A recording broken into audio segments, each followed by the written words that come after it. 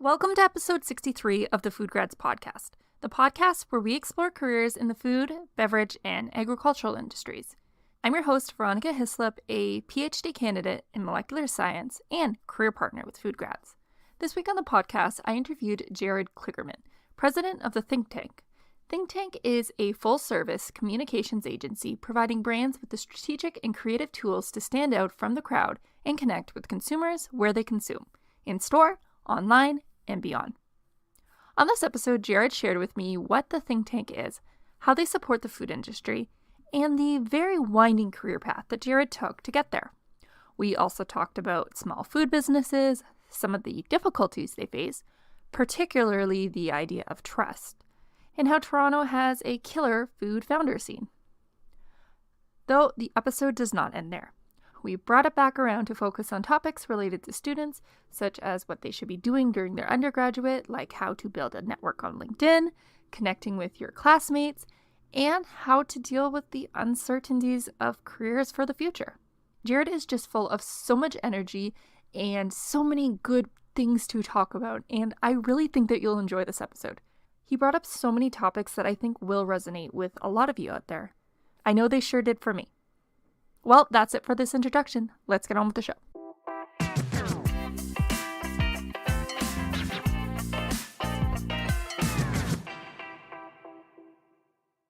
Thank you so much, Jared, for coming on the FoodGrads podcast. I'm happy that you accepted my invitation. I think that what you're doing is very cool and it's so important to the food world. So thanks for coming on the show.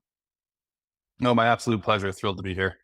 So let's just get us started and start talking about you. Let's start talking about the Think Tank. So can you tell me more about the Think Tank and what you do there? I sure can. So the Think Tank is a full service omni-channel marketing agency. So what we specialize in is really shopper marketing or retail marketing. Our goal is to create campaigns that incentivize the consumer to go and try or buy a product, essentially. So some really traditional versions of this would be your contests, your flyers, your coupons, any type of in-store communication, whether that's a POP display or one of those shelf blades. And of course, moving into today's age, it also includes digital and social and YouTube and influencers. So for us, it's really about trying to figure out what the best mix of all those different channels is going to be to get that consumer to go and try and buy product. And we're usually measured on something tied to that purchase, whether it's a X number of units moved or so many signups to a contest or entrance to a contest or coupons redeemed. We're always measured off of that versus something like a social media campaign where you might be looking to grow your audience or grow your community, or you're going to be measured on engagement KPI. That's kind of how we differentiate ourselves from some of the other agencies out there. Okay. Wow. It's interesting that contests are still relevant today because I think we always just now think about social media as the only marketing. It's the be all end all when it's definitely not. But I can't help myself. Like I just think of those ones, even though I shouldn't. Oh, for sure. And you know what? Quite honestly, we all do, right? I mean, when social started picking up speed and digital, everyone jumped on board and we all loved it as marketers because it was relatively cheap. We had access to a huge audience. It was pretty easy to measure where our dollars were going and how effectively they were being used to a degree. But what we started to see in the last couple of years, what with the effectiveness of Facebook and Instagram ads decreasing since the iOS update, cookies are disappearing. We're all starting to detach ourselves from the computers again after 2 years of having nothing but computers and video interaction. And so what we're actually starting to see now is things like direct mail are actually becoming one of the most successful marketing tactics because we get so little direct mail. If it's a really flashy piece that's done well with a QR code to take it back online, it's really, really high. I can't remember the exact stat off the top of my head, but over 70% of consumers actually prefer brands communicate with them through a direct piece of mail. It also means that they can personalize that message, which is so big for all of us, right? So yeah, I think we're going to talk about this a little bit later too, but I just wrote about this morning. Quite literally, two of the big areas that people are talking about right now, direct mail being one, but also going back to a lot of the old school things. So that would be things like your local media, so your local newspapers, local radio, local flyers, and then everything you do on your commute. So again, your local radio, a little bit of podcast, your billboards and out of home, because we're all commuting all over the place again. It was particularly noticeable right before the winter holidays because everyone was in their cars trying to find specialty stuff in their cars, not online. Lots bought online, don't get me wrong, but there's a huge amount of people getting in cars to go and find specialty stores because they want to talk to someone who's knowledgeable to ask those very specific questions that are sometimes hard to get online. So, Yeah. very, very exciting times for all of us. For sure. Wow. It's so funny how like things come and go, and then they go. Because you mentioned being when I go to my apartment building, there's flyers. I'm not gonna lie, I look at all the coupons that come in because they're all food brands, like restaurants and all that. But still, I spend the time looking at it because I get so little of it. So it's just as opposed to my email or Facebook or any of those types of things that just get flooded with information. Absolutely. In terms of what your role is, so we do know a little bit more about think tank. So what is your role there? That's kind of important. Yes. Sorry, I knew that the second part to that question. What do I do? Really important. So I get the privileged position of sitting on top of the very flat hierarchy that we have. So my job is mostly looking at agency strategy, big picture operations for the agency, and business development, which to me, because of what we do, our campaigns aren't cheap.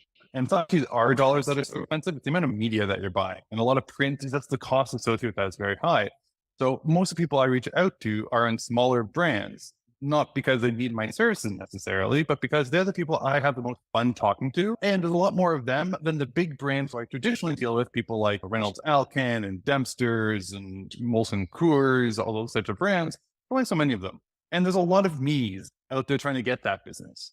So I'll keep pushing for it, but that's a really tough game to get in on. Whereas these smaller brands, if I'm able to give them the right advice or help them find the right social media agency or manufacturing partner that will allow them to go from wherever they are to a stage where in 2-3 years they might be able to work with me. That's really my goal. Even if they don't work with me, because that's obviously the underlying thing behind most of what I do is I'd love to work with you at some point.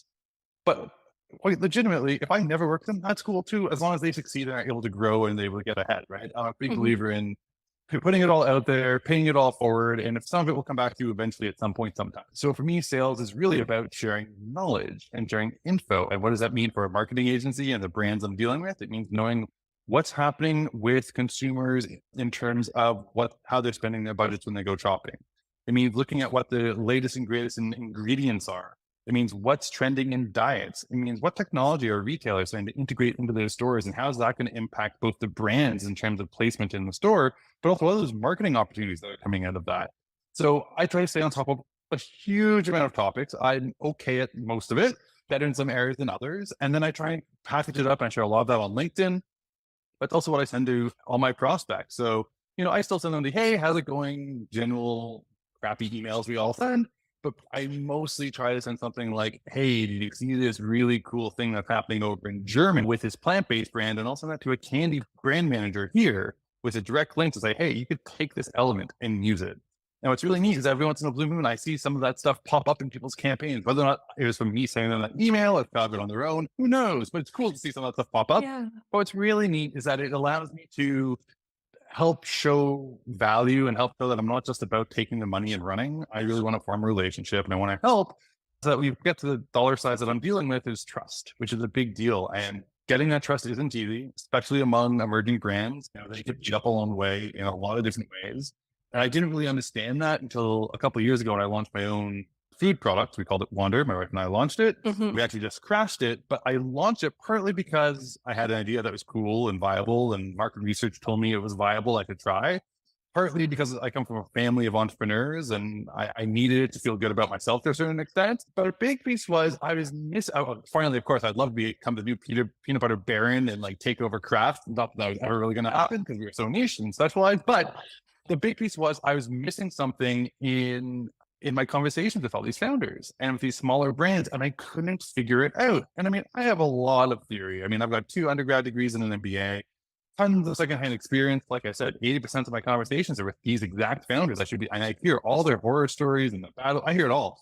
And I went into it thinking, knowing I didn't know it all. I was not that cocky, but thinking as I knew a little bit more than the average, I should be okay. And no. I made all sorts of mistakes. But the biggest takeaway for me was I now understand so much more about how the whole ecosystem of the food and beverage CPG world operates. It's made me that much more impactful in what I share, more efficient at being able to find important trends and how that can translate to brands. And really just makes me a better salesperson and agency owner, because now I can directly relate with all these brands. And what's awesome for me is that because I now have founder in my titles, all these small CPG founders and marketers see the founder first and they go, oh, okay, well, at least give you a chance to chat, which is all I need, because as a very fun founder whose product I love to pieces mentioned when he first jumped on the phone, he goes, Jared, I looked at your website. I don't think I can afford you. So like, just to put that right out there, like, I don't know if you're calling for business, but I can't do it. I'm like, yeah, no, don't worry, dude. I know you can't afford me. This is never about me telling you. It's more, I just watch you go from nothing to cross-Canada distribution in 12 months in pretty much all the majors. How the hell are you going to sustain that growth and make sure you get the turns? And he goes, oh, I'm so glad you asked. I mean, it's been like 2 hours just chatting and bouncing ideas around and like, I'm going to try not to swear on the podcast. But just bouncing ideas. And that's really all I'm trying so hard. But that's really all I wanted to do. And he's not the first. There's been a bunch of founders over the years who reached out, and after a couple hours of chatting and legitimately just me trying to help them out, they go, oh man, I wish I'd reached out sooner. You go, no, it's okay. Because 2 years ago, you wouldn't have been able to hear what I'm telling you. I'm like, oh, you're right. I would have thought you were this cocky agency dude who was just trying to tell me what's best. And you just wanted to, and I was like, no. Now I've been through the trenches. I know exactly where you're at. Not exactly, because I didn't get so far down the line as many of them have, but I know enough to say, no, I get it. And so now they see me as a founder for the risk of the agency guys not there anymore, which is awesome, because it means I have so many more fun conversations. Wow. Well, it sounds like you're very, like you've really grown to be passionate about, I mean, you were passionate before, but just growing these conversations, because I think it's really key with what you say is trust, because as a young person who's growing up during like this growing of the internet, like I have so little trust in so many things. Like if anyone comes out and reaches out to me, I'm like, I don't trust you. And it's not because I want to come from that avenue. I truly don't. I want to trust everyone, but it's just, you're so inundated with things coming at you, especially, and then from a sales perspective, if you don't know much about the topic, you're like, this person is, they could be quoting me, like, I've never personally been in the same aspect as you, but I could imagine if someone comes at you with a quote of like, I don't know, $2,000, and you're like, is that true? Is that not true? Are you going to just take my information? Like it's hard to build trust. And I can imagine for founders who are also small businesses, someone who has this really passionate family recipe, or just they want to get themselves out there. It's like, how do you trust someone? So it's a really important thing now. I think it's a hot commodity that's very hard to come by. It is, especially, not to throw anyone under the bus, because I don't think anyone gets ahead that way. But unfortunately, there are a lot of really skeezy agencies out there and brokers, and there's skeezy people everywhere. And the unfortunate part is that they're the best at being able to find new founders, which is really disappointing, because it means that I assume so many people have been burned. And what I will also say, what's been really cool in the last couple of years is a lot of more veteran founders, those who've been around the block a couple times, maybe on their third or fourth startup. They're at a point now where they're becoming very open about sharing their experiences and sharing their knowledge. And the founder networks that now exist are amazing, particularly within Toronto and Ontario, across the country. There's a lot of virtual ones that I'm very privileged to be part of because of my little side business. I got to get to stay part of it because they like me, but there's great ones. I'm part of a couple, and they're local. I mean, we are centered mostly in Toronto and mostly in Canada, because that's where most of us are. But I mean, I was having a conversation with someone on that chain who's down in Colombia, talking about what they're doing down there. The founder of that group is actually someone I think most of the listeners may actually know. Her name's Susie Yorke. She's the founder of Love Good Fats. Susie's Good Fat, which is the keto and granola energy bars. And then she's now launching her new product, Better Chocolate, which she's now been sharing that journey, which has had her go down to Ecuador numerous times to go and meet the farmers and see the plant. And it's been amazing. But she's really leading the charge in a lot of these, on this particular network. She's the one who's led the charge. And it's been really, really neat, because you see things in these chats like, hey, I need this ingredient. The minimum order I can get is this size. It's 6 times more than I need. Who needs some? Maybe we can do a bulk order together. And so you're starting to see that founders have to group together and share that knowledge to both bring costs down, but also to try and avoid the really skeezy people who can get away with it to a certain extent, because people weren't talking so much in the past. Whereas now in this chat, and it's on WhatsApp and I think Slack as well, I'm just on Slack, you just see all the time someone saying, hey, I just worked with this person and this is my experience. Don't use them. Like, it's becoming just as common to see that as it is, hey, this person's awesome. And it's a big trend on TikTok right now as well, with a lot of influencers not promoting a brand, but negatively telling people not to buy a brand. Just read that last week of the new trend popping up on TikTok. I'm not a heavy TikTok user, not MySpace, But this is what I hear, and because I care about trends, this is a big one though. They're warning brands to keep an eye on TikTok to watch out for negative news. Wow, that's amazing. Yeah. Wow. You see, this is, we talk about the beginning with going back to non-digital things. And then sometimes it can be so easy to think about how bad technology is. And this is a conversation I have with people. Social media is bad. This is bad. It's ruining us. And to a certain extent, I definitely agree. There's way too many distractions. There's all that. But then when you look at the cases of what the whole idea of technology, in my opinion, was to start these social medias, was to have a more connectedness, to have this more sharing of information. It's like, I didn't even know that this existed. So like, this is really cool to hear about, because I think that we need to have more communities and such. And I could imagine being a founder can be a very lonely road, especially when you're not in that space. So to connect with others and just, that's amazing. That's really all I'm getting at. Yeah, It's really amazing. It's really amazing. And to just because I know who our listener base is, if you're thinking about starting something and you're scared to do it, first of all, just do it. Do your research, and then do some more research and make sure you know your numbers. Dear Lord, know your numbers. But beyond that, just start. Because I can tell you the vast majority of founders behind some of the fastest growing brands that you might be consuming have zero previous food experience, zero previous consumer packaged good experience. They typically come from tech or from engineering, from industries and jobs and occupations that have zero bearing on what they do now. And they manage to figure it all out. And that's what's so cool about technology and social media, is that you do have these communities and you do have this wealth of resource at your fingertips, as long as you're able to set your own ego aside, admit there's a whole ton you don't know, and just go and ask questions and be very humble. And if you start doing that on LinkedIn, it's the only social platform you'll find me on. I'm on all of them. The only one to find me active on is LinkedIn. And the big reason for that, besides it's my sales tool, is that the community there, especially for founders, is unreal. It is so supportive. And all you have to do is spend a few minutes every day building out your network, asking questions in the comments of people's posts, and then sending direct messages and asking like honestly legitimate questions, not the boo-boo crap that I sometimes get of, oh, I'd love to pick your brain about nothing. Like, no, just tell me what you want. I'm trying to launch my business. I have some real questions around packaging, or I'm having really a tough time understanding how this works. I'd love to get your 2 cents on it. I would say confidently the vast majority of founders you reach out to, assuming they have time, will absolutely take the time for you. And if they don't respond, don't think they're trying to give you the cold shoulder. It's legitimately that most founders don't have time to respond, to the point that I just got a response back to someone who I know very well, by the way.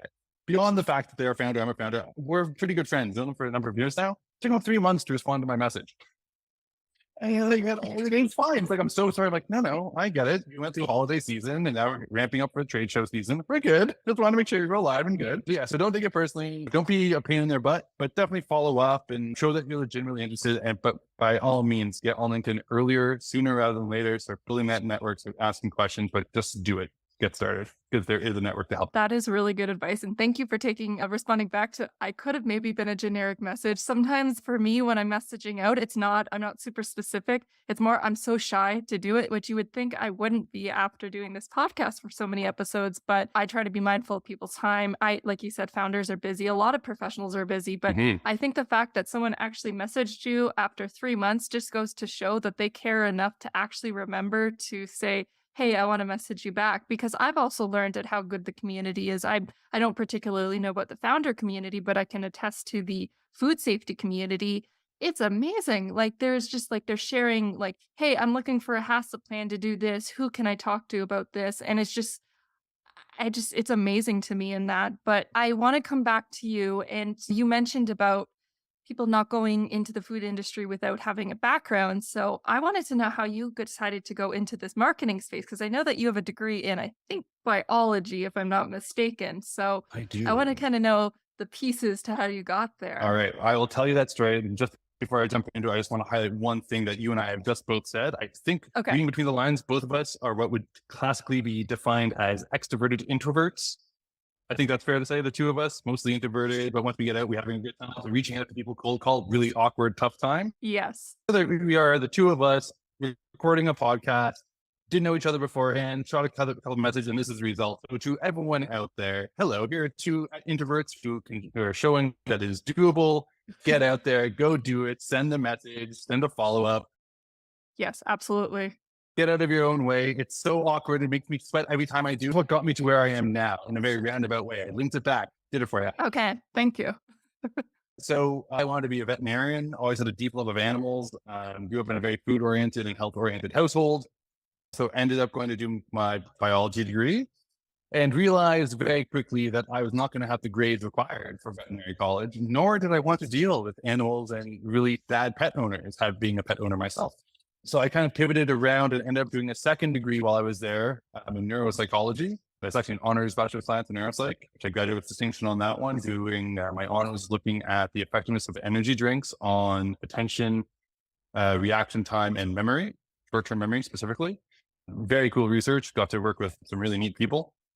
So I did all that, tried to get into clinical psychology, which if you're not trying to get into it, you might not know this. It is the most difficult program to get into in North America. At least it was when I was trying to get in. I think it still is. Worse than vets, worse than medicine. Yeah, it's hyper competitive because I think there's a certain thing, particularly within my generation, where everyone got really fascinated about mental illness and trying to figure it out ourselves. And there's just a lot of people who wanted that pathway. And it was really competitive, so I tried to apply for 2 years in a row. Second time I was taking interview calls while I was traveling in Southeast Asia. It's really wild, but didn't get in. And that was really disappointing. At that point, this is going to age me quite a bit. So at one point in Ontario, we had a grade 13, also known as OACs, which will be completely foreign to many listeners, which is great.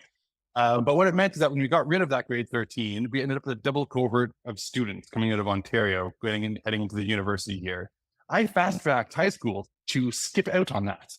So I got out a year ahead of it and then ended up doing a second degree, which put me back into the double cohort. And then I didn't get in for 2 years. So now there's a huge number of candidates ahead of me who are better. So I said, this is not going to work. So I turned to my father, who is an entrepreneur. I said, hey, Dad, I'm into one of your businesses. I don't care which one, just find me something. And he looks at me, and this might be my memory playing tricks on me, but I swear, he said, why the would I hire you? Sorry, the only F-bomb I'll drop on this entire podcast, I swear. But my jaw kind of dropped because my dad doesn't swear either. I'm like, what do you mean? I'm your oldest son. Like I did the schooling thing like you're supposed to. Just nothing panned out. And goes, yeah, but you have no business acumen. Like you got a little bit from doing stuff, but nothing real. So go to your BCom and maybe we'll talk then. And I said, the hell, I'm doing a third bachelor degree, master's or bust. So applied to go do my MBA, which took me to Schulich. First day of orientation at Schulich, I met this guy, Mike. Keep that name in mind. Okay. He'll come back into the picture later on. But also right around that first week, as I started classes, I became very good friends with one of my professors who just shared a bunch of things in common. On breaks, I'd go and hang out with him because he smoked at the time and I don't smoke, but I can if I have to. And so that was our excuse. So I got in really tight with him. And as summer approached, I was like, hey, Steven, I'm having a really tough time finding work. I'm not asking if you to get me a job. If you know anyone who happens to be in and around the management consulting, learning and development space, I'd love an intro. So he ended up introducing me to a guy by the name of Greg Witz. Unbeknownst to me at the time, Steven and Greg have been friends for years and years. And Greg's been on Steven's case for just as long about sending him some smart Schulich kid. Apparently, I'm like one of the only ones he's ever sent. So I basically had the job before I even walked in the door. Didn't know at the time. But did the interview, sent the thank you card as I walked out the door, all that good stuff, got the job. And so I was there for a little over 7 years, started off in a technology division they had running that. So we were the leading Apple training company in Canada and one of the top 3 for Adobe, Ableton, Avid, Maxon. Oh my goodness, I'm missing a couple too. It's been a while, but all the tech stuff. So I helped bring in the certifications, get the trainers, the whole shebang. We spun that off. And sold it. And then I went back into the leadership management training side, which obviously is much more aligned to my academic background, where I was doing R&D, white papers, course development, business development, marketing, all that jazz. And so I was there for about 7 years. And I was I hit a ceiling. I wasn't really advancing myself anymore, but it was very comfortable, very comfortable. But I was kind of looking very softly for something new. And right around then is when my friend Mike, you might recall, day 1 of my MBA, he and I have stayed friends since that day, and we've become very close. Tried to open a couple businesses together. And he calls me up about 6 years ago now, 5.5 years ago. He said, hey, I'm thinking about maybe buying this marketing agency, but I don't want to run it. He's in finance. He's at one of the big banks. But we've tried to do stuff together. You know how to grow a business. I like the way you operate. Come run it for me. Excuse me? You want me to do what? Like, sorry, back up. Yeah, come be the president of this agency. I'm like, oh, okay. I mean, I know like this much about Yeah. marketing at this point, and like even less about CPG or like shopper marketing, the thing you specialize in.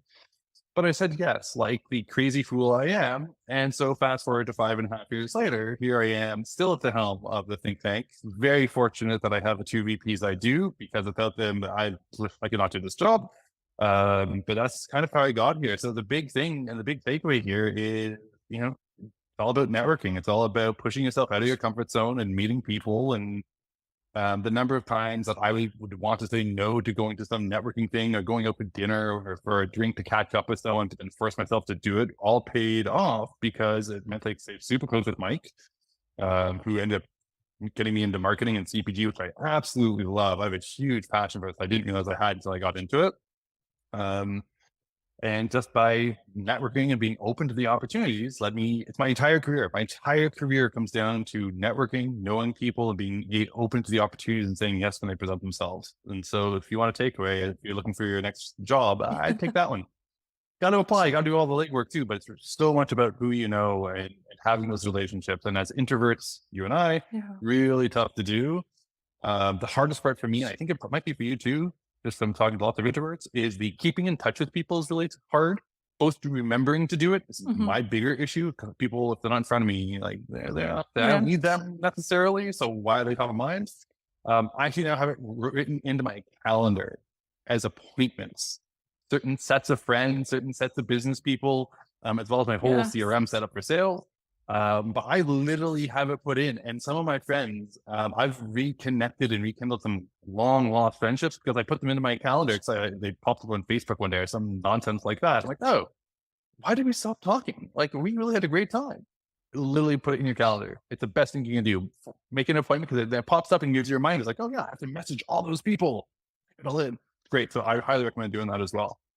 Wow, that is a very good story in terms of like how knowing people just makes a difference in being genuine as you go along with it. Like, don't burn bridges. And I'm very happy to hear you say how you deal with like people, because I feel like I kind of do that too. And I don't have the extended calendar, but like there's a lot of people where I want to give them all of me, and then I feel like it's either all or nothing with me. And I know that's not a good mentality to have, because I'm introverted, because I want to have the most genuine connection. I don't want to just like do off message. Like, I want to like be all there, but then it just takes so much energy out of you, and you just wish that you could have full energy, like 24 hours a day, no sleep, just keep going and just live life, but it doesn't work that. And the worst part is when if you pour all that energy into the wrong relationship and they don't return any of that energy back to you, you just get so depressed, and then you get bitter.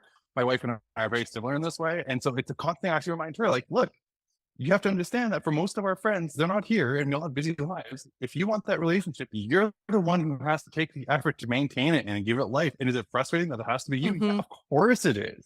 But at the end of the day, what's more important? You being a little put out that you've got to take 5 seconds and say, hey, it's been a while. How are you? We should catch up. Or sitting there being bitter about the fact that they never reached out to me and you don't have anyone to talk to. Take your pick. Let's go do the thing. But yeah, literally, you learn, the more you do it, the better you get about giving little bits of energy. And then when it gets returned back, then you can pour it all in. And that's so much more rewarding. Yeah, I'm actually doing that on LinkedIn right now. This is one thing I'm liking about getting older, even though by any means, but I'm learning these things as I get older, just with experience. I've seen my progression since I started university as an undergrad, and, I'm doing my PhD, and I've just seen, like, how did I do that before with that much energy? Like, and I've just become more accepting of myself. But it's, like you said, you got to put energy into relationships. And I like hearing about good work relationships, like what you're talking about, because I feel like there's a lot of negativity in the world when it's coming to work in general. And fair enough for many respects. I understand, some companies do not treat people properly. But sometimes I do wonder how much of it is what people are giving into their own work relationships and the people around them. Like, I wonder, and I'm not, again, there's bad work situations, but I just wonder, is it just their self-perception, or is it the workplace itself? Like, I don't know, just putting that out there. Yeah. And honestly, coming from the world of management consulting and developing corporate cultures and all that wonderful, fun, soft skill stuff, it's a blend. Yeah. It's really a blend, They have an amazing corporate culture, and you just don't jive with the energy of your manager, and it makes your life miserable. And the reality is, look, is the company culture great? Sure. Are you happy? No. Oh, okay, good. Sometimes that happens too, right? So I think it's definitely a blend. Some of it's going to be the culture, some of it's going to be your own personality. And I mean, I hear it all the time. People who go into jobs be like, oh, it sounded so great. And the culture sounded awesome. And everyone sounded so amazing. When I got in there, it just didn't jive with me. I'm like, yeah, but the job was good. Yeah, the good was exactly as described. My role was as described. Just the feeling wasn't right once I was in. It happens. Okay. You know, it doesn't jive. Yeah, I think it's a bit of both. Yes. And that's, something I learned because, when you're new to the world, the workforce and all that, like, you just don't know really. And it's hard to articulate in your words. You're like, is it me? Is like you said, is it the company? Is it maybe just your manager? Maybe you've had a different manager. Everything else would be good. But I guess that's the parts of growing up that you just kind of have to learn, which kind of sucks sometimes. But in hindsight, it's always good for you. It is. And it's also why it's great having a little network around you too, of people who are in the same stage you are. So it means you can ask them, right? Hey, so what's it like at your company? Oh, it is like that. Okay, cool. It's not just me. It's just, this is what we're all going through. It's just a stage we have to get to. Cool. Peace of mind. Or, ooh, no, you're saying that's weird and you're saying that's weird. Maybe this is weird. Maybe I should take some action about that. Right? Again, networking, worth it. Well, if you were a student, like, I know we were talking about like let's just say you were, let's say in your position, and you're in a biology degree, you don't know what you want to do, and you're looking to start networking, but you don't even know where you want to go. Like, what would you suggest tangibly would be a good step to just start networking? Like, what would be the first steps that you would do? Okay. First and foremost, find out where all the peers in the industries you may want to be joining hang out. So I default to LinkedIn, but I also recognize that as much as it is starting to see more of the science community moving on to it, it's not necessarily the place. I don't know where it is for science because I'm too disconnected from it these days. But LinkedIn's a good place to go. And for that, once you're on LinkedIn, the way I like to do it is think about what industries you might be interested in going into and find who the thought leaders are, because the thought leaders are always on LinkedIn. Doesn't matter what the industry is, they're going to be there. So go and follow them. Don't try and connect with them because reality is they probably won't. I mean, you can try, but follow them at the least. And then every day, go through and see what the comments are on their posts. And as you go through, you'll start to find other people who are new to their career, experts, people having counter opinions. And as you go through, start to connect those people. So go to their profile, read through their profile, through what they've posted recently, and go into a couple of their posts and find a couple that are really interesting to you. Like react to them. So the like, comment, or love, whatever the emoticon is, and then leave a genuine comment about either what you've learned or what you liked about it or your own 2 cents on the matter. Do that a couple times and then go and connect with them. And then they'll respond to you. I almost guarantee you they'll respond to you because there's so much activity on their profile from you. They're going to notice you. But I would just do that. It doesn't matter if they're big, small, famous. It doesn't make a difference. Treat everyone the same with respect and as a professional. But if you do that every day, where you're spending 30 minutes to an hour every single day, just going through and connecting to people and reading about what's going on, that will be huge. If you do that for a month, you'll have your network will be massive in the span of a month. It'll be exponentially larger than it is now. And from that, you'll start to see what everyone's posting and you start to get insights about what's actually happening in the industry. It's really tough to keep up with what's going out in the big wide world when you're inside the school. A little bit different if you research, because research is very out there. When you're a student, a non-research student in particular, really tough to actually know what's going on in the industry. I even say, having a number of friends who are now working for Department of Natural Resources and things like that along their way. So even the research ones, until they got out there and were actually in the workforce, they didn't really know what they were going to do with their degree, because you can't always see all the options unless you're going out to job boards all the time and trying to read what's out there. So that's what's neat. And the other thing is too, some of these jobs only get posted a couple times, only so many of them. One of my old students ended up becoming a dolphin trainer for the US Navy. Okay. You're never going to hear about that job while you're doing your degree. Sorry, you're just not. But if you're part of these communities and if you start getting fascinated about, the cognitive abilities of, dolphins, that could lead you down a path from just hearing about things. You'll start seeing the trainers commenting and interacting. You're like, oh, who is this person? And then you dig into it and that's how you can discover these things. And I wish I'd spent more time doing this when I was in late high school, early university, first few years of couple of years of my undergrad, because the number of jobs that I now know about this many years later in my life would have gone a drastically different path. Well, maybe not so drastically, but a very different path potentially than where I am now. So I had to get on LinkedIn, start checking that out, start getting up to date on what's happening in the industry. So every industry has an association and at least one newsletter, if not like 4 or 5. I'm not talking about the experts in the industry. I'm talking about the industry association. And the reason you want to get those is that it does all the gathering of all the latest and greatest for you. And so it can make it really tight. So, I mean, because I'm following like 8 different industries and all sorts of different categories, I probably get like 24 different industry newsletters daily. So you can get really niched down too. It gets really crazy. But I would say, pick 2 or 3, and as you start to fine tune what you want, set up Google alerts for it too, because that way anything that might not get caught in the industry news because it's too small but might still be interesting to you. You'll catch that too in your Google alerts. So that's going to help you get stuff. It's also going to help you create content for LinkedIn because then you know what's trending and what's going on. So you're going to have opinions about all that, and that's what you share onto LinkedIn, right? Like it all kind of works together. Yeah. And the last piece I would say is whatever city you're in. Okay, I'll specify city because small towns obviously have fewer opportunities to meet like-minded folks, whether that's founders or marketers or engineers or water inspection people who I was actually just at one of their network gatherings not so long ago. Very bizarre, lovely people, totally not my space. Though they meet up, right? They meet up in person. We're doing things in person again. It's very exciting. And I'm a big fan of it because the big problem I have with the online networking meetups is that your ability to actually properly network with everybody else isn't very good. In person, you can bail out of conversations, go and meet 20 other people. You have to try and wait for someone else to skip you to the next room. So there's a lot out there. So I'm in Toronto, you're in Toronto. I'm going to guess that probably a lot of your listeners are in Toronto too. So I'm going to drop a couple TO-centric ones to go to, but there are other ones in other cities. Actually, one that's global. So one that's global. Okay, I said I wasn't going to swear again on this podcast, but it's part of the name. So sorry. Cup Nights, amazing. It's a global organization. Each chapter is owned by its own founder. So I know the one for Toronto and Waterloo. Her name is Martha Drucker. She's awesome. But the whole concept behind Cup Nights is they have 3 professionals, usually founders, but sometimes they're marketers or IT folks or someone who's quite senior and along in their career. They come in and they have 10 minutes and 10 slides to share how they royally up and what they learned from it. And that's it. There's no pitch. There's no, here's how I'm successful. It's here's where I went wrong and what I learned from it.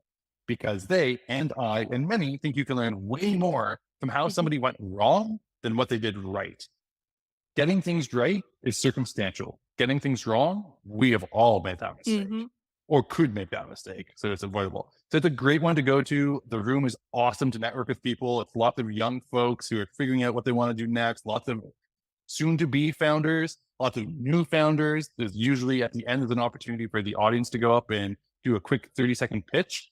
And a lot of those are people saying, hey, I'm developing this and I'm actually looking for this type of person to help me out or to come be a co-founder. So a neat place to go check out. And then in Toronto, Tech TO is still running. They used to have retail TO and marketing TO. I don't know if they still have all the subsets, but they're amazing. And again, they get the founders in the latest and the greatest within technology. And so it goes across all the different subsets, but really neat, great room to be in, good energy. And again, lots of people who just want to talk and meet people and bounce ideas around. So yeah, I'd get out there, seek them out and try and find those neat opportunities to connect with people. And even if it's a topic that's a little bit adjacent, like I sometimes like going through Eventbrite and just typing in the city and like CPG or food and just kind of seeing what pops up. And every once in a while, there's a kind of random funky looking event. I'm like, oh, I'll go check that out. Ensemble is a really great series. I don't think they're back yet. But I kind of got into them. So yeah, I would get out to do some events within your industry, just with no purpose other than going to learn, right? That's the best thing. As long as your attitude is to go and learn, you'll get every meeting you could ever want. The second you say you want a job is when all the doors start closing. So use this opportunity to go and learn and meet people. That's true. It's one thing I regret when I was networking, when I was a student, I was so stressed about getting a co-op position and getting a job, which I know I shouldn't have been, but that's like the only thing in your mind because you feel if you don't, you're going to fail out of your entire university and all that. And I just regret going to the networking events with that in mind. And I know I probably came off as like needy, which I wish I could just like yell at like younger self, like, don't do that, like, get out of your head, and which made it worse because I was already scared to be there Oh, to begin with. That was a right? Oh, me regret. too. Right there with you. And you know what? Just because you just brought that up, and I'll say too, my biggest regret to my entire academia, MBA included, is that I didn't get involved enough with the school's activities. Get to know your peers, for crying out loud. Use me as the example. I didn't. So I'm now reconnecting with people like years after you've graduated. And it's awesome, but it's such a pain because these are people that if I had gone and joined the clubs or did the case competitions or hung around for drinks afterwards, but I didn't because wanted to get home. I didn't have a good reason. Mhm. My introversion kicked in. I'm like, no, I don't want to be here. I regret that all so much. So take the time, get to know your classmates, go to the interdepartmental gathering. If you can manage to squeak into some of the alumni events as a volunteer, great thing to do too, by the way. Yeah. I've met some amazing students now through because they're volunteering at alumni events. Okay. Because I go back as alum. So it's a great way to do it. It's a really neat way to do it too. Yeah, it's good to hear that it wasn't just me. I try to hide it too. Like I wish like I'm almost ashamed of myself. I don't want to tell other people that, well, I guess I am now. You're inspiring me. Here I am. That when I was younger, I was like, I need a Yeah. position. I need a position. And I really wish I wasn't like that. I wish I could have and I would have just had a better time if I just genuinely came for talking and all of that because I think that we're doing a career podcast and all that. And it's just, there's always this pressure that you need to be at the next step before you're even at the next step. And you just want to enjoy the time you're at. And I feel based on what you're saying that if you just build relationships and just be like a good person, of course you have to put the work in, build the skills and all that. You can't just get alone at networking that you just have a funner time and it's more enjoyable life and the doors will open rather than you because people pay attention that when you don't realize. That's something I've really learned throughout my old journey. Big time. Yeah, it's, you say something and someone has brought it up before, and I was like, "I don't remember even mentioning that," but it was really nice to hear them say that. Yeah, for sure. And I think you really I've listed a real gem there, which is slow down, enjoy where you're at. The second you get out of university, you don't think you have it easy right now. You think, exam, what are we? We're February, so we have to, depending on your school, you're going to exam shortly. You might be starting second semester and some, if you're a high schooler who's really eager and listening in on this, which is good for you. But the reality is once you exit school, everything you thought was hard, it wasn't. Because then you enter the real world and then you got the real pressures and you have to perform, you have crazy metrics to deliver on. And even if you end up in the field that you care the most about, your dream job, your first few years are a grind because you're learning still, but it's a different type of learning that's huge pressures on you. Then you also have to pay all your bills and do all the other crazy stuff because now you're an adult, you're not a student. So really, especially if you're in your first couple of years or you're on a career path where you're doing a master's, in particular in your later years, take the time to enjoy the school, the network that's there, the opportunities that exist there, because it's something that I can tell you, so many of us who are on the introverted side or who were trying to work the whole way through, because I held at least one job, if not two, my entire time through undergrad too, and for my MBA as well, actually. It really, you think you're doing the right thing at the time and it makes things a little bit easier on the cash side for sure. But looking back, you're like, oh, the number of friends I could have had, connections I could have had, opportunities, networks, opportunities to advance and have great, unique experiences and memories. You don't get the two shots at this. So if you're still in that, take the time.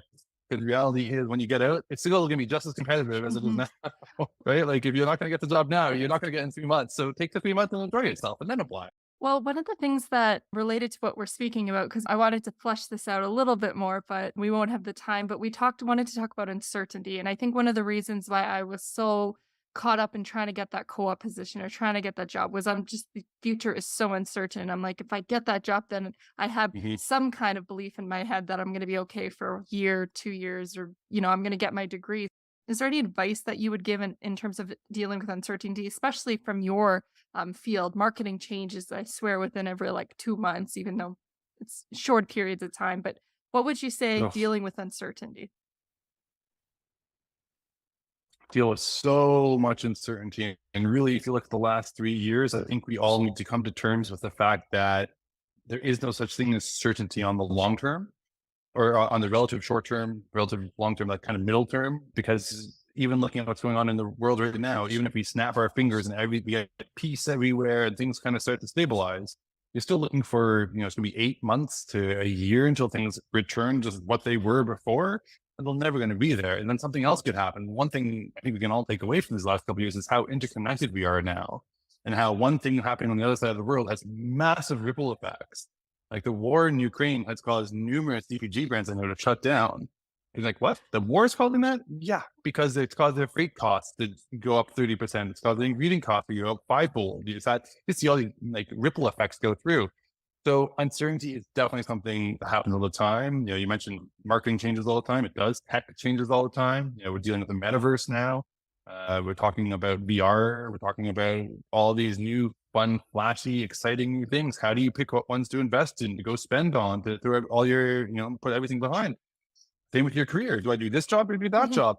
You have all these choices. So I think the way I like to handle the uncertainty is that there's always going to be a certain number of known factors, right? We always know that something is working or that we have a certain strength area that we can lean into. So whether it's you're looking for your career or you're doing your marketing or anything else, the 80-20 rule is a good one to follow for a lot of things in life, I find, by its use so frequently by so many people, but it really holds true. So I think, I kind of run the course of 80%, maybe 90% if you're dealing with smaller budgets as a startup. I'm talking more around how you're going to spend your cash on testing out new retail partners and new marketing initiatives. But 10 to 20% of your resource can be used to test the uncertain. So that new thing. Sorry, before we continue on, could we just talk what 80-20 for those who might have not heard it before, this term? Oh, yeah. So the 80-20 rule. So funny, I actually don't know the whole history behind the 80-20 rule, but the 80-20 rule basically states focus on the 80% and 20% is kind of the extra stuff on the side. So if you're trying to please an entire audience, focus on pleasing the 80% and you'll get the majority. So that's basically what it is. So if you're looking at a whole pie, you have an 80-20. So you can use 80% one way, 20% the other. And the 20% is usually the higher risk side of it, although not always. Again, it's applied to so many different things in so many different capacities, but it's basically looking at if you have 100% of something, if you follow 80-20, 80% going towards the more certain option, it's the safer play, because 20% is the high risk. So when I'm looking at, things like the metaverse is a great example for me and coming out of my industry. It's a real unknown right now. People are dumping tons and tons and tons of cash and time and resource into it. And if you're a big brand, you can do that because it's also expected and you can get some ROI and play with it. But if you're a small brand, it's a risk. So do I think you shouldn't place it at all? No, I don't think that at all. I think you should absolutely be following it. And at the very least, you as an individual be playing around in the metaverse. Maybe not your brand, but you need to understand what's happening there, to the point that 5 years ago, when I first started with the agency, I took my entire team out to have an afternoon playing at a VR arcade. Not because it was a team built thing, so it was fun, but underlying that, and they all understood this, was if we're about to start pitching 360 video and VR and AR as part of our campaigns, which we do, you have to understand where the tech's at, what it's like to work with it, how you feel when you're in it. You need to have that full experience, kind of going. Maybe we didn't talk about this on this call, but I'm a big believer that you have to experience something if you're going to be giving advice on it. Theory and secondhand knowledge only take you so far. And so something like VR is why we took ourselves out there. So the way I handle uncertainty is when I start feeling really panicked about it, is I lean back onto the foundations of the certainty. So I know I have this skill set. I know that these skills are always going to be in demand. I know I want to work with this size company. And so as long as you go back to what you know you want, it will allow you to figure out where you want to go forward. So, applying to jobs is this real, I don't like using gun terminology, but we used to use the whole machine gun or shotgun approach to resumes. Maybe not so much the younger generation, but, definitely for myself, and I think you as well, we used to hand out resumes left, right, center, just like hammer them out, digitally was even worse. We could hand out hundreds of resumes at a time. And it just doesn't work anymore, right? Because the reality is there's just thousands and thousands of us all applying for that same brand manager job at Nestle or whatever, the food tech at this place or the R&D person. There's only so many of those positions. And so, one of my big pieces of advice, because that's a lot of uncertainty. Where am I going to get my job? What am I going to do? I don't know. Because, don't rely on anyone. You're going to have 2 or 3 different jobs that you really like. And the reality is, particularly for your first job, maybe even your first 2, they're stepping stone jobs. They're not going to, the odds of you getting one that's in your exact industry, your exact specialization, that's the exact role you want, it's very, very, very low. So if you set your mindset to be My first job's not going to be perfect. My second job probably isn't going to be perfect either. But it's leading up to me finding my perfect career third or fourth job. It shifts what you're looking for. And that's a big thing, I think, for a lot of people entering the industry, any industry, is that you have everyone who just gone through school with you. You have all the people who got laid off in last round of layoffs, and you have all the new Canadians who are coming in as well. And everyone's very talented. There's the amount of talent, it's shocking. It's crazy. So is it worth you firing off your resume to thousands of places, some of which you're not even qualified for? No, because everyone's using AI now to screen the first round. Not everyone, lots of big companies do. So if you don't have exactly what they're looking for, you're not going to get a call back from them anyway. So why waste your time sending out thousands? Control what you can control. You can control your time and how you present yourself. So take the time. And that's why it's so important to start doing the networking now and exploring all the different subsets of careers and jobs that exist, because there are I learn about a new job almost every month. It's crazy. I've been doing this a long time. I've been in careers and like adjacent careers for like over a decade, and I'm still finding about new jobs. Like, what the hell is that thing? And it's not like this is a new job that's just been created because of a new technology. This is like some thing that's been around for, millennia, and I just didn't know because it's so outside what I do on a day to day. So, get out there, try and find, if you find someone who does something you really like, you think it's super cool, have that meeting, talk to them about what their journey was to get there. Because I guarantee you it wasn't a straight path. Mine certainly wasn't. Right? I went from scientist to running an agency. That's not a straight path. So talk to them, find out what they did, hear what's going on. And then as you start to figure out what that job's going to be, work your way backwards. Maybe you take a job that's maybe you want to be on the cutting edge of virology, which is amazing. I love all of that stuff. That's what I wanted to do as a kid as well. Working a level 4 hot zone was where I wanted to be. As a weird kid, also wanted to be a food researcher too, which I guess I kind of have become. But just kind of as you go through it. So you're not going to start in a level 4 hot zone. So maybe you have to go and work at a pharmacy doing inventory. You know what? That's cool, because then you start to understand the drugs and you have access to talking to the pharmacist about talking about drug interactions and why you might not want to prescribe this drug with that viral infection versus this one. And you use that knowledge to then go and take the next job that gets you to working in the pharmaceutical company, not in virology yet, but you just slowly work your way up there. And so, I think that we're all so panicked and rushed, especially when we were younger, to find that, and you said it yourself, like, find that job, to get that thing, just get, calm down, slow down. I think we're all so rushed to go and find that dream job, but the reality, I think we're all sold a very false dream that dream job is the first thing we're going to get. And the reality is, it is for a micro percentage. But for most of us, you're going to go through 2, 3, 4 jobs, and then you're going to be like, oh my goodness, I love this. Or you'll get to that point and be like, you know what?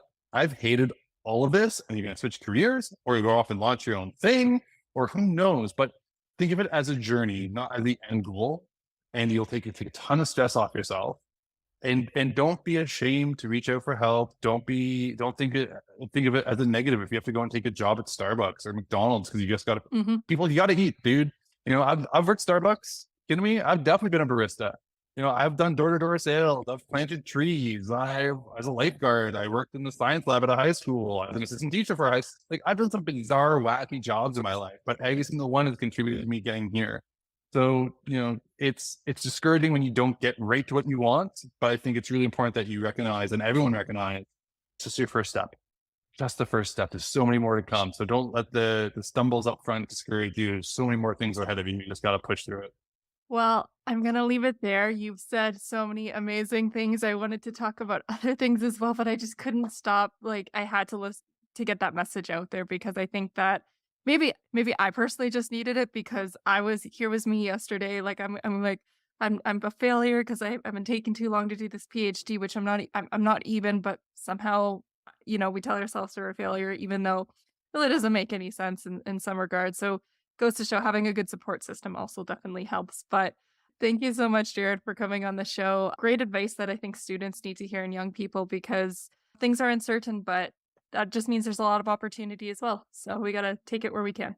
For sure. So much opportunity, and always happy to come back and chat about all the other things we wanted to talk about, which are much more food related. Always happy to come back and chat. If you or any of our listeners ever want to reach out and talk about anything you've talked about, or just need someone to listen to them about their story and what's going on, you can find me on LinkedIn very easily. I live and breathe on that platform. It's the only social media I like and I'm on.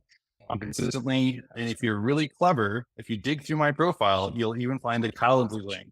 that will allow you to book a meeting with me. And by all means, like, encourage you to do so. It is there. You have to dig for it a little bit. Although I think I have a post coming out either later this week or next. I think it's actually later this week that actually says, hey, I want everyone to reach out to me, come and say hi. I'd love to talk. So I think the link's in there too, but it's definitely my profile. But I'd love to talk to everyone. So if you want to talk about anything we talk about, careers, food, marketing, CPG, retail, reach out. Love to chat. Amazing. Thank you so much, Jared.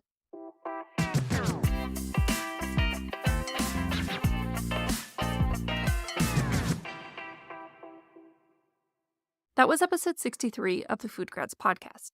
All the notes to this podcast can be found by clicking on the Student and Grads tab on the FoodGrads website. There you can find any notes to past or future episodes. I encourage you to check out that tab because we have just redesigned our podcast page. It looks so much better. So amazing to have a lot of great people on the team working on that. Shout out to Pavatar and making it work. Okay, was that not a great episode with Jared? I reached out to Jared when he made a post on LinkedIn where he put out a message saying that he wanted to be on some podcasts. With him being in the consumer packaged goods space, I thought it would be perfect to have him on the show. We sat down prior to the show, I sat with my prepared list of questions, and the episode didn't really cover much of them. But while I was recording, I thought, forget these questions, this is way better. This is great advice. It sounds as though Jared has experienced a lot of lived experience, so it comes from this place that is very genuine. Dealing with the uncertainties of the future can be difficult, especially when it seems like everything is changing every day. It can be scary. It really can. So one thing that is for sure, though, is that people do need to eat. So the food industry sounds like a pretty stable industry to go to. So build your network, and you never know what job might be out there for you. Of course, I have to do a self-plug-in. Check out the FoodGrads website. We are updating our careers page, so you're going to see some more exciting stuff coming up on the website. And if you haven't already, follow Jared on LinkedIn. He puts out a lot of great informational posts about marketing, small businesses, CPG brands. He just covers a lot of it. Really good stuff. You won't be disappointed. Well, that's it for this week's episode. Thank you everyone so much for listening, and I will see you next time.